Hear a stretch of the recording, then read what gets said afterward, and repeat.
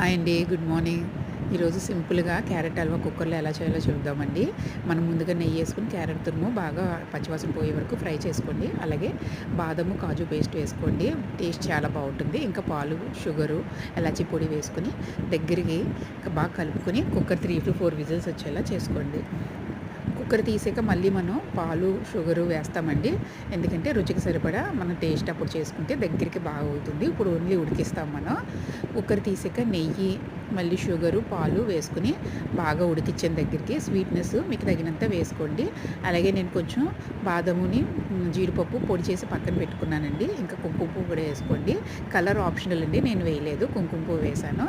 పిల్లలకి కదా ఎందుకని. పిల్లలకి ఇది చాలా హెల్తీ కాబట్టి వాళ్ళు క్యారెట్ అది తినరు కాబట్టి ఇలా ఇస్తే వాళ్ళు ఇష్టంగా తింటారండి. ఇంక ఈ వీడియో కనుక మీకు నచ్చినట్టయితే షేర్ చేయండి. అలాగే లైక్ చేసి సబ్స్క్రైబ్ చేయండి. థ్యాంక్ యూ అండి. ఇదిగోండి పొడి వేసుకుంటే అయిపోయింది.